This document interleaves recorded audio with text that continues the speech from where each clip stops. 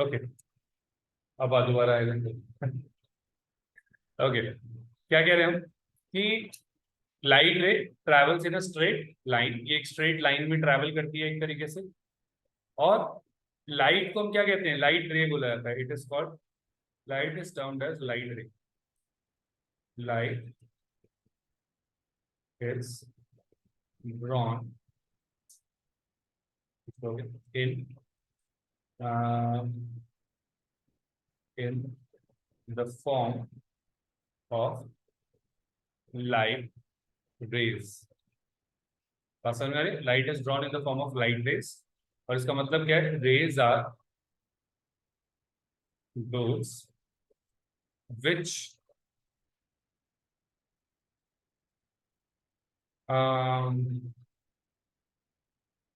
which will either have starting point but no end point, or having an end point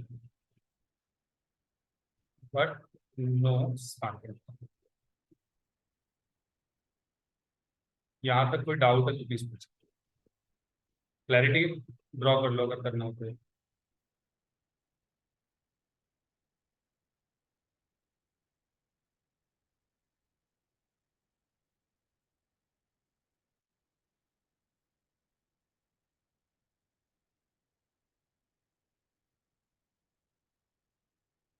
क्या कह रहे हैं अब? ये दोनों डायग्राम बना लिया ना, चाहते हुए और आते हुए।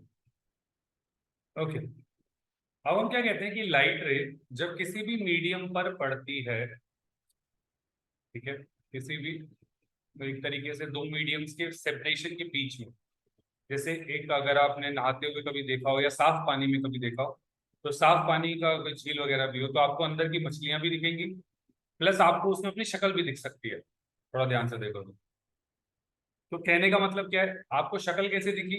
क्योंकि आपके चेहरे से लाइट रे जब गई है कहाँ पे, पानी पे, पानी की सरफेस से टकराई है और आप तक पहुंची है, इसे कहते हैं रिफ्लेक्शन। और दूसरा क्या होता है कि लाइट रे, जो मछलियां थी जो पानी के अंदर थी, उनसे लाइट रे निकली और वो तुम्हारी आंखों में आई, तो पहले लाइट रे पानी में थी, फिर कहाँ पे थी? एयर में, तब तुम्हारी आंखों पे टकराई, तो मतलब मीडियम चेंज हो गया। तो यहाँ पर रिफ्लेक्शन भी हो सकती है और रिफ्रैक्शन भी, तो मैंने दोनों एक साथ बनाया। तो जब एक लाइट रे जिस मीडियम से लाइट रे आई है उसी मीडियम में वापस चली जाती है, उसे क्या कहेंगे? रिफ्लेक्शन। और अगर जिस मीडियम में आई और चली दूसरे मीडियम में गई तो इसे क्या कहेंगे? रिफ्रैक्शन। तो एक ऐसा डायग्राम बना के लिख दो, रिफ्रैक्शन ऊपर वाले पार्ट को, रिफ्लेक्शन सॉरी ऊपर वाले पार्ट को, और नीचे वाले पार्ट को क्या लिखोगे? रिफ्रैक्शन। एक को लिख लो रिफ्लेक्शन और दूसरे को लिख लो refraction.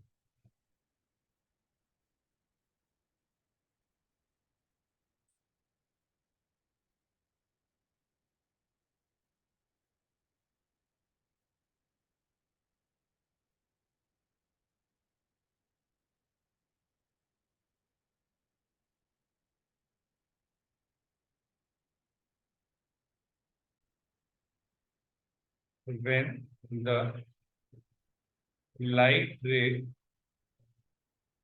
gets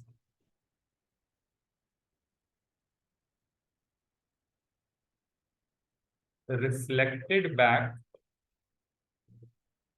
reflected back to the same medium, when the light ray gets reflected back to the same medium,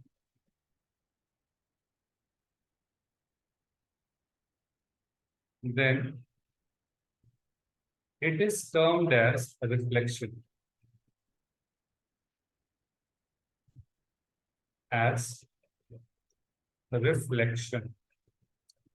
जबकि अगर हम रिफ्रैक्शन की बात करते हैं, when the light ray when the light rays travel from one medium to another। तो जब light एक मीडियम से दूसरे मीडियम में जाती है, इसको हम कहते हैं रिफ्रैक्शन। और जब जिस मीडियम में है उसी मीडियम में टकरा के वापस आ रही है, तो इसको अपन लोग क्या कहते हैं? रिफ्लेक्शन। अब आपके सिलेबस में रिफ्लेक्शन है, ठीक है। अब रिफ्लेक्शन में आपको कुछ कुछ पहले एक बार डायग्राम याद करना पड़ेगा। पहले डायग्राम देख लेते हैं, लॉज ऑफ रिफ्लेक्शन उसके बाद देखेंगे। तो डायग्राम में हमारे पास सबसे पहले क्या होना चाहिए? Plane mirror. तो ये हमारा, अभी हम मीडियम वन मीडियम टू ना लेके इसको हम कह रहे हैं प्लेन मिरर। ये प्लेन मिरर में हम कर क्या रहे हैं? इसे क्या कहते हैं बेटा? सिल्वरिंग। स्मूथनिंग द सरफेस तो ऊपर वाला होगा, स्मूथनिंग होता है मतलब प्लेन करना किसी सरफेस, ठीक है। इसको कहते हैं सिल्वरिंग करना। सिल्वरिंग करना एक तरीके से मान लो पेंट करना एक साइड पे, ताकि लाइट रे इधर से जाए और पार ना निकल जाए, वही एक तरफ आए और पार ना निकल जाए। समझ में आ रहा है? इसे कहते हैं सिल्वरिंग। क्यों कर रही है? ताकि लाइट रे दूसरी तरफ ना जाए, रिफ्लेक्ट करे। क्लैरिटी यहाँ तक? स्मूथनिंग इसलिए करते हैं, प्लेन इसलिए करते हैं सरफेस को, क्योंकि अगर रफ रहेगा तो रिफ्लेक्ट होकर पता लग रहा है कि हमारे जो एक्चुअल में इमेज बननी चाहिए वैसी ना बने। इस वजह से हमें प्रॉपर चाहिए होगा। यहाँ तक कोई डाउट? अब हमने क्या कहा, ये हमारा हो गया। इसको क्या रिप्रेजेंट करते हैं हम? Plane mirror. Plane mirror. यहाँ तक कोई भी डाउट है पहले मुझे बताओ, फिर आगे बात करेंगे। हाँ भाई, क्लियर है यहाँ तक? ओके, ध्यान सुनो। तो हमने क्या कहा कि ये अपना प्लेन मिरर, सिल्वरिंग करी, ये मीडियम वन मान लो, या जिस मीडियम में है उसी मीडियम में टकरा के वापस आ गई। अब जो आ रही होती है इसे कहते हैं क्या? Incident ray. जो आ रही होती है, समझ में आया? ये इंसिडेंट रे जिस पॉइंट पर जाके टकराती है, हमारा अब सबसे पहला काम होता है उस पॉइंट के ऊपर नॉर्मल बनाना। नॉर्मल का सीधा सीधा मतलब होता है परपेंडिकुलर टू द सरफेस। जैसे अगर मैंने दीवार पे ऐसे हाथ लगा के रखा हुआ है, तो ये मैं जो फोर्स लगा रहा हूं इसे नॉर्मल कहा जाता है। तो नॉर्मल मतलब सीधा सीधा परपेंडिकुलर टू सरफेस। क्या ये बात सबको समझ में आ रही है? इसलिए ये इंसिडेंट रे होती है और ये क्या होता है? नॉर्मल। ये एक रेफरेंस लाइन है। बात समझ में आ रही है नहीं? तो एक इंसिडेंट रे हो गई, एक हो गई नॉर्मल। अब जब टकरा के गई इसे क्या कहते हैं? Reflected ray. ये आई को क्या बोलेंगे? एंगल आई। और एंगल है आई है क्या? Angle of incidence. टकराने के बाद जो एंगल होता है उसे क्या कहेंगे? Angle r. और उसे क्या बोला जाता है? Angle of reflection. कोई डाउट यहाँ तक तो प्लीज मुझे बताएं। पक्का क्लैरिटी है? नॉर्मल। अच्छा, एंगल ऑफ इंसिडेंस क्या होता है? तो हम बोलते हैं angle between normal and incident ray. Angle between normal and incident. ये बात समझ में आ रही है नहीं? मतलब ये नॉर्मल और ये इंसिडेंट रे, इन दोनों के बीच में जो एंगल होगा इसको हम कह रहे हैं एंगल ऑफ इंसिडेंस। वहीं अगर हम रिफ्लेक्शन की बात करें, रीफ एंगल ऑफ रिफ्लेक्शन क्या होगा? वापस से सेम लॉजिक, एंगल बिटवीन, और अपने क्या, angle between normal and reflected ray. कोई डाउट है यहाँ तक तो प्लीज मुझे बताएं। Angle between normal and reflected ray, मतलब सबसे ज्यादा इंपॉर्टेंट कौन है? कहीं ना कहीं नॉर्मल। क्योंकि उसके बगैर आप ना एंगल आई मेजर कर सकते हो ना एंगल आर मेजर कर सकते हो। तो यहाँ तक कोई भी डाउट हो तो बताओ, और नहीं है तो ड्रॉप कर दो। अभी लॉज ऑफ रिफ्लेक्शन नहीं करा रहे, अगली शीट में कराएंगे। पहले ये भी हम डायग्राम बना रहे, ray diagram for reflection of plane mirror. Ray diagram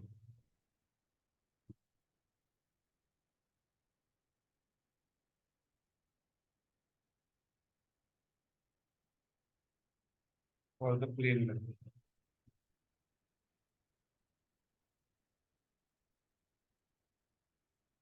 कोई डाउट यहाँ तक तो बताओ।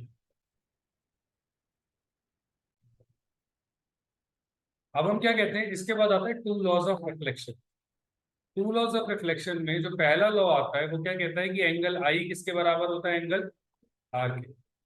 और दूसरा क्या बोला जाता है कि incident ray, reflected ray and normal all lies in the same plane, all lies in the same plane. Okay, इसका मतलब क्या होता है? Angle i equal to angle r का तो मतलब समझ में आता है, इसका मतलब क्या होता है? Incident ray, reflected and normal all lies in the same plane.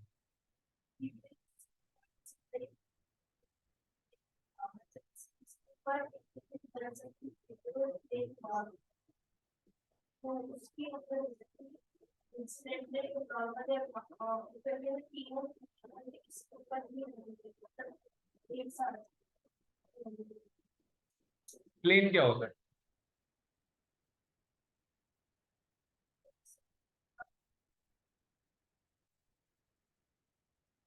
Plane क्या होता है?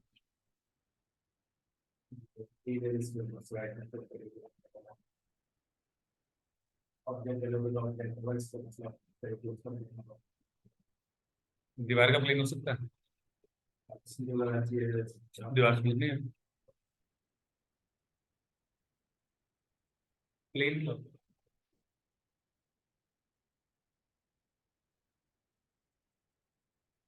ये दीवार की साइड, ये दीवार, वो दीवार, वो दीवार, सब प्लेन हो सकता है। प्लेन मतलब एक सरफेस होता है, लेकिन उस सरफेस की कोई थिकनेस नहीं। समझ में आ रहा है? प्लेन एक सरफेस है जिसकी कोई थिकनेस नहीं है। ये कुछ ऐसा मान लो, अगर मैं उंगलियों से रिप्रेजेंट करूं तो दिख रही, सेंटर वाले को आप बोल सकते हो नॉर्मल, इस वाले को इंसिडेंट रे और इस वाले को रिफ्लेक्टेड रे। समझ में आ रही? अब तुम जब यहां से देख रहे हो, कोशिश में कर रहा हूँ वैसे तो, कि वैसे तीनों ही दिख रही होंगी कहीं ना कहीं, लेकिन अगर एक प्लेन में होगी तो सिर्फ एक उंगली दिखेगी, ये मतलब होता है। तो यहाँ पर तो तुम्हें तीनों दिख रही है, लेकिन जब मैंने यहाँ किया तो ये एक प्लेन में, यही बात समझ। और जैसे तुमने एक लाइन, एक पेपर लिया, उस पेपर पे तीनों लाइन ड्रॉ कर ली, ठीक है, अब पूरा पेपर काट पीट लिया, और एक एक तरीके से तो जब तुमने सिर्फ वो लाइन लाइन छोड़ी तो वो लाइन एक तरीके से किस में होंगी, एक प्लेन में। प्लेन मतलब वो सीधा एक फ्लैट सरफेस पे आप उसे दिखा सकते हो, जिसकी कोई थिकनेस, ये है। तीनों एक ही पॉइंट पर जाके मिलते हैं, लेकिन जो है ही नॉर्मल, तीनों एक पॉइंट पर, लेकिन तीनों एक प्लेन में है। प्लेन समझ में आया या नहीं, पहले मुझे बताओ, पक्का क्लैरिटी है? जैसे मैंने यहाँ पे ले लिया, एक पेन इधर ले लिया, एक पेन इधर ले लिया और एक पेन इधर ले लिया, और तीनों को तुम्हें यहाँ से दिखाया तो तुम्हें एक पेन ही दिखे एक तरीके से, तो ये क्या कहेंगे हम कि एक प्लेन में। ऐसा नहीं होगा कि जैसे भाई ये दो उंगलियां तो मान लो ऐसे है, और प्लेन हमारा नॉर्मल मेरा ये हो गया, ऐसे नहीं, लाइक कुछ ऐसा कि भाई इंसिडेंट रे हो गई, रिफ्लेक्टेड ही हो गई, तो नॉर्मल ऐसे होगी, नहीं, नॉर्मल भी सेम प्लेन में होगी। ये बस समझ, पक्का क्लैरिटी है? लाइन बाय लाइन समझ में आना चाहिए फिजिक्स में, जब तक समझ में नहीं आएगा काम नहीं बनना। और कुछ भी पूछा जा सकता है इन चीजों, छोटी छोटी चीज होती है। कोई डाउट यहाँ तक? पक्का क्लैरिटी? ओके, एग्जाम्पल ध्यान रखना इसमें। अब क्या होता है, दो टाइप की रिफ्लेक्शंस होती है, एक होती है रेगुलर रिफ्लेक्शन, कुछ ऐसी, ठीक है, एक होती है डिफ्यूज्ड रिफ्लेक्शन, कुछ ऐसी। एग्जाम्पल के तौर पे अगर मैं सोचूं तो, तुम्हें अगर मैं ये पेन दिखाऊं तो आपको भी दिख रहा है, इसका मतलब टकरा के इसकी लाइट में सिर्फ एक डायरेक्शन जा रही है, हर जगह जा रही है, सब जगह जा रही है, इसे कहेंगे डिफ्यूज। बात समझ में आ रही है? तो सारे सरफेस जितने भी होते हैं, कितना ही प्लेन दिखे, वो एक्चुअली सब क्या है, प्लेन इरेगुलर सरफेसेस है, लाइट रे टकराती है, वो हर डायरेक्शन में जाती है और हमें दिखती है। ये भी होता है वैसे तो, लाइट रे हर डायरेक्शन से आ भी रही होती है तो इस वजह से दिखते हैं, लेकिन वट एवर द नाउ। क्या मेरी बात समझ में आई है नहीं? कोई डाउट यहाँ तक तो बताओ। पक्का क्लैरिटी? एकदम, बहुत बढ़िया। डिफ्यूज्ड रिफ्लेक्शन, रेगुलर रिफ्लेक्शन और डिफ्यूज्ड रिफ्लेक्शन। ओके, इसके बाद हमने क्या कहा, एक्चुअली लॉज ऑफ रिफ्लेक्शन हर जगह काम करते हैं, ऐसा नहीं है कि लॉज ऑफ रिफ्लेक्शन एक जगह काम करेगा एक जगह नहीं, उसे लॉ ही बोला जाता है। फिजिक्स में लॉ तभी बोला जाता है जब वो हर जगह वैलिड होता है। कोई डाउट यहाँ तक? अच्छा, तो यहाँ पे क्या हुआ, इंसिडेंट रे आई, रिफ्लेक्टेड चली गई, इंसिडेंट आई, रिफ्लेक्टेड आ गई, ये नॉर्मल हो। कोई डाउट? तो मतलब किसी भी सरफेस पर जब इंसिडेंट लाइट रे जहां भी गिरेगी तो सबसे पहला काम क्या होगा कि उस जिस पॉइंट पे सरफेस से टकराई है उस पे क्या ड्रॉ करो, नॉर्मल। क्या ड्रॉ करना है, मैं बार बार लाइन रिपीट करूंगा। एक लाइट रे अगर एक किसी सरफेस पे गिरती है तो हमारा सबसे पहला काम है कि जिस पॉइंट पर वो सरफेस से मीट कर रही है उस पे क्या ड्रॉ करें, नॉर्मल। क्यों, तभी आप एंगल आई फाइंड आउट कर पाओगे और तभी ये बता पाओगे कि एंगल आर कहाँ पे होगा, कितना होगा। मैं ये बात समझ में, और फिर मीजर करके आगे डायग्राम ड्रॉ कर पाओगे। इस पूरे पार्ट में कोई भी डाउट हो तो बोलो। पक्का क्लैरिटी है, बहुत बढ़िया। और देखते हैं, जैसे अगर मैं कहता हूँ लॉज ऑफ रिफ्लेक्शन में एक मिरर ले लिया मैंने और ये चार डायग्राम बना दी, तो मुझे समझ में आता है कि भाई अगर ये एंगल 30 डिग्री होगा तो ये भी कितना होगा, ये अगर 70 होगा तो ये भी कितना होगा, ये अगर कितना होगा 30 होगा या 20 होगा तो ये भी कितना हो जाएगा 20। कोई डाउट यहाँ तक, पक्का क्लैरिटी है। अच्छा, इसी के अंदर कभी कभार ना वो इसको 20 ना देकर हो सकता है तुम्हें बोल दे कि यार ये 70 है, क्या है। तो हमें पता है कि नॉर्मल हमेशा सरफेस से क्या होता है 90। इसका मतलब ये एंगल कितना रह गया अपने आप 20, और ये 20 तो एंगल आर भी। कोई डाउट यहाँ तक तो बताओ। अच्छा, इस वाले में एंगल आई कितना हो जाएगा 90 और आर भी। पक्का क्लैरिटी है, कोई डाउट है, कुछ गलत तो नहीं कर रहा मैं, कर रहा हूँ, क्या गलत कर रहा हूँ, लास्ट वाला गलत है। नॉर्मल क्या, हाँ नॉर्मल है तो एंगल आई कितना होगा, तो यही रही है नॉर्मल, ये रे रही तो 90 डिग्री पे है, तो सेम ही तो होगी। एक काम करो, बॉल ली मैंने, फेंकी, नीचे जाके ऊपर ही तो टकराई, क्या आएगी, नहीं आएगी। नीचे जाते हुए की एरो मैंने नीचे बना दी और ऊपर आते हुए की ऊपर बना दी, क्या गलत है इसमें। इसमें गलत ये है कि एंगल आई 90 नहीं है और एंगल आर भी 90 है, एंगल आई 0 है और आर भी। क्योंकि आई और आर हम मीजर किससे कर रहे थे, ध्यान से देख, ये 20 हो गया, इससे और छोटा होगा तो 10 हो जाएगा, फिर और छोटा होगा तो 5 5 हो जाएगा, फिर 4 4 होगा, 3 3 होगा, 2 2 होगा, 1 1 होगा, और फिर और 0 का मतलब क्या, ये सीधी गई और सीधी, तो एंगल आई कितना, आर भी कितना, ये समझो।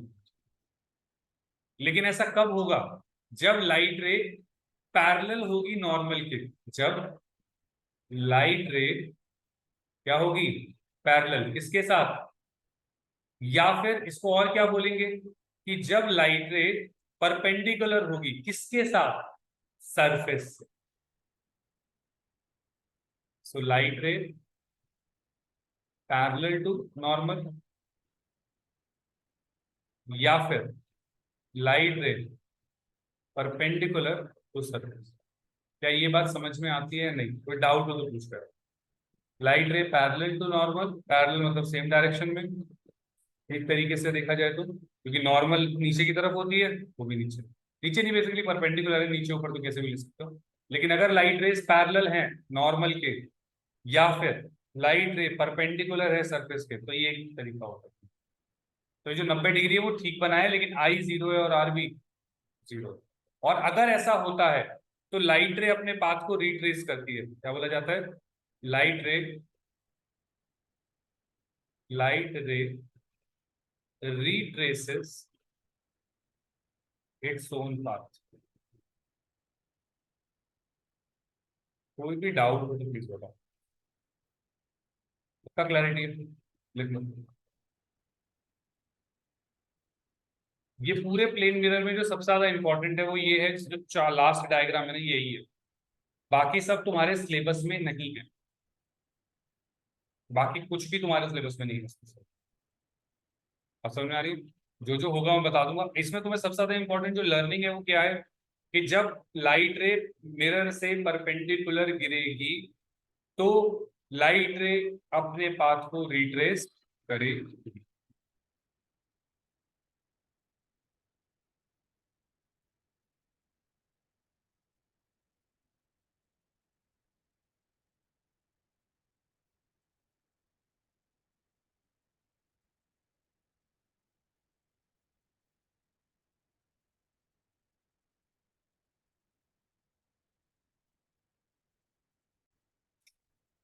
अब हम क्या कह रहे हैं कि अगर मेरी एक प्लेन मिरर होता है तो उस पे इमेज, वैसे तो इमेज में बाद में कराता हूँ लेकिन चलो इसमें मैंने बना रखा है तो बता देता हूँ। Image formation in plane mirror.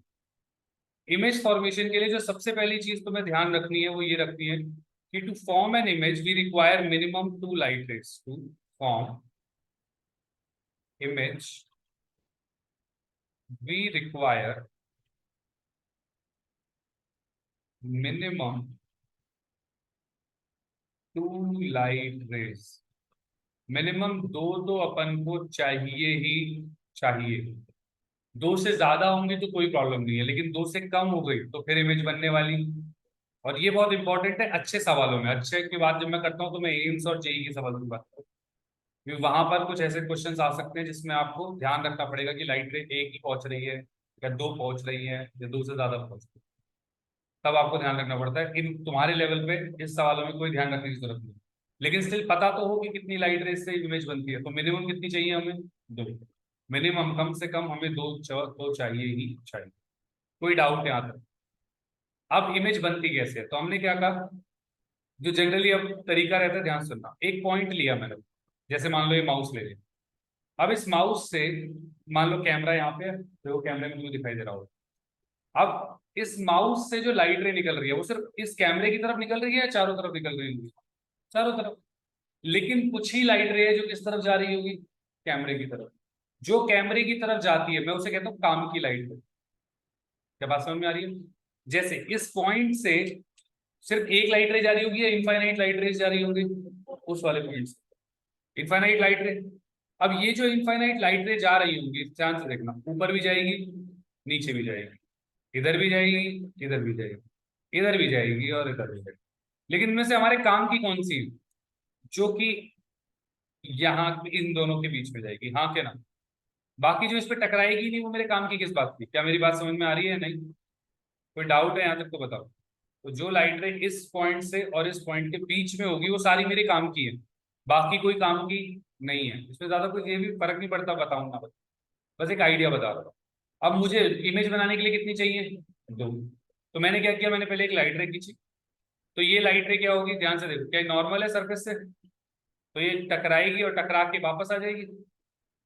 और ऑब्जेक्ट की कुछ, हमने कहा कि इक्वल डिस्टेंस पे मैंने पॉइंट रख दिया। फिर अब कोई भी लाइट रे बना लो, ये वाला या जो मैंने पहले बना रखी है वो, और उससे ये लाइट रे ऐसे खींच। क्या ये बात समझ में आ रही है नहीं? अब ये करने से पहले एक यहाँ नॉर्मल और ड्रॉ कर दो, ये वाला था, ये हमने पहले नॉर्मल ड्रॉ किया, इसका मतलब ये लाइट ड्रॉ हुई, उसके ऊपर हमने एक नॉर्मल ड्रॉ किया। और नॉर्मल ड्रॉ होने के बाद हमने कहा भैया ये एंगल आई है, और फिर एंगल आर को हमने मेजर किया और उस एंगल आर से हमारा एक तरीके से ऑब्जेक्ट मिला। कहाँ पर मिला हमें? यहाँ पर। तो ये जो ऑब्जेक्ट मिला ये इसकी इमेज हो गई। क्या ये बात समझ में आ रही है नहीं? अब ये जो इमेज है, अब ये जो इमेज है ये एक तरीके से लाइट रे सच में वहां पे मिल, भाई लाइट रे तो एक तो इधर चली गई एक वहां चली गई, लाइट रे सच में नहीं मिल रही, लेकिन हमें लग रहा है कि लाइट मिल रही। क्या ये बात समझ में आई है नहीं, पहले मुझे बताओ। तो ये हमारे ब्राइन माइंड ने, ब्रेन ने एक तरीके से उसे मेकअप कर लिया, अच्छा लाइट रे वहां से आई है ना, मतलब उसने इमेज वहां बनी हुई। क्लैरिटी है या नहीं? तो ये लॉजिक है मिरर का, इमेज का। तो जब भी लाइट रे सच में नहीं टकरा रही होती, अगेन जब भी लाइट रे सच में नहीं टकरा रही होती, मतलब सच में नहीं मिल रही होती, नॉट टकरा रही, जब लाइट रे सच में नहीं मिल रही होती किसी पॉइंट पर, ठीक है, हमें लगता है कि ये मिल रही है, तो ऐसे और ऐसे में जो इमेज बनती है इसे हम कहते हैं वर्चुअल एंड डायरेक्ट। इसलिए प्लेन मिरर से जो लाइट रे जो इमेज बनती है उसे क्या कहेंगे? Virtual and direct. क्या ये बात समझ में आ रही है? ये किसके लिए है? For real objects, for real objects, for real object. अब ये चीज याद रखने की जरूरत नहीं है क्योंकि तुम्हारे सिलेबस में है ही रियल ऑब्जेक्ट, तो तुम्हें ज्यादा परेशान नहीं होगी। रियल ऑब्जेक्ट मतलब हम जैसे लोग, हम लोग रियल ऑब्जेक्ट बनाएंगे। तो अब क्या हुआ, रियल ऑब्जेक्ट क्या होगा? Virtual and erect. नीचे सेम साइज, मतलब जो हमारा साइज होगा वैसा ही साइज इमेज का होगा। ऐसा सिर्फ प्लेन मिरर में होता है कि वर्चुअल इमेज सेम साइज की बन रही है। जो हमारे स्फेरिकल मिरर होंगे या तो उसमें बड़ी बनेगी या, अब ये सवाल पूछा जाता है कि वर्चुअल इमेज सेम साइज की कब बनेगी या कौन से मिरर में बनेगी? तो उसका आंसर क्या रहेगा? प्लेन। क्या बोल रहा हूं मैं? वर्चुअल इमेज सेम साइज की कब बनेगी? अब वो डायरेक्टली नहीं बोलेंगे कि वर्चुअल इमेज सेम साइज की कब बनेगी, वो एक नंबर देते हैं, ठीक है। वो एक नंबर बताता है कि अच्छा भाई सेम साइज की बनेगी नहीं बनेगी, उसे कहते हैं मैग्निफिकेशन। लेकिन अभी तुम बस ऐसे समझ लो कि m+1 होता है, बस इतना याद रख लो, बाकी मैं बात बताऊँ। तो क्या कहते हैं, जो हमारी इमेज बनी वो क्या है, वर्चुअल एंड डायरेक्ट है, वो सेम साइज की है, क्लियर है। सेम साइज मतलब images of same size as object basically. अब वर्चुअल इमेज जो सेम साइज की बने वो सिर्फ किसमें बनती है, प्लेन मिरर में। इस इस चीज को बताने के लिए हम एक नंबर बताते हैं जिसे हम कहते हैं मैग्निफिकेशन। अभी बस इतना ध्यान रखो कि मैग्निफिकेशन +1 होता है, या मैग्निफिकेशन +1 सिर्फ किसमें होता है, प्लेन मिरर, जिसमें 1 का मतलब है सेम साइज, 1 का मतलब क्या है, और प्लस का मतलब होता है वर्चुअल इमेज। प्लस का मतलब, तो 1 क्या है, मैग्नीट्यूड टेल्स अबाउट साइज, और science tells us about virtual और रियल, जिसमें इसमें एक चीज और हम ऐड कर सकते हैं कि positive tells us about virtual and direct, और नेगेटिव हम हमें बताती है रियल एंड इनवर्ट। क्या ये बात समझ में आई है नहीं? रियल पॉजिटिव क्या बताएगी, वर्चुअल एंड डायरेक्ट, और नेगेटिव क्या बताएगी, रियल एंड इनवर्टेड। अब एक जो स्टैंडर्ड सवाल है, वैसे तुम लोगों से शायद ही पूछा जाए कि फोकल लेंथ जो होती है प्लेन मिरर की वो कितनी। तो अभी तो तुम्हें फोकल लेंथ नहीं बताया हुआ मैंने, तो मैं उसमें नहीं ज्यादा जाऊंगा, बस अभी इतना ध्यान रख लो कि फोकल लेंथ प्लेन मिरर की इन्फिनिटी क्या होती है, कैसे होती है, ये मैं जब मैं कॉनकेव मिरर कॉन्वेक्स मिरर में फोकल लेंथ वगैरह बता दूंगा उसके बाद।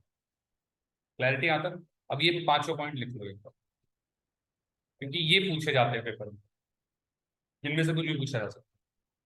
डायग्राम इतना काम का नहीं है जितने काम की ये चीज है। दो डायग्राम भी साथ में याद कर लो तो कोई बुराई नहीं।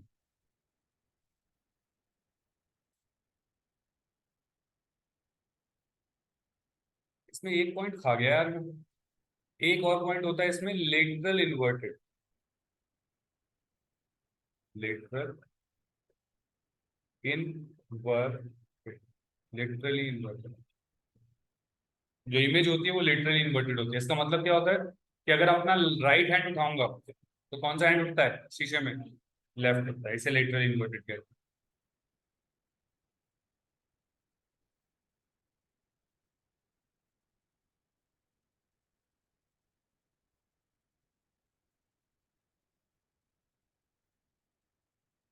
और इसका लिटरल मीनिंग होता है लिटरल इन्वर्टेड का कि तुम पलट के उस तरफ आ गए, पहले यहाँ खड़े हो, ऐसे ही तुम्हारा एक कोई डुप्लीकेट है वो यहाँ खड़ा है, तो ये लिटरल इन्वर्टेड।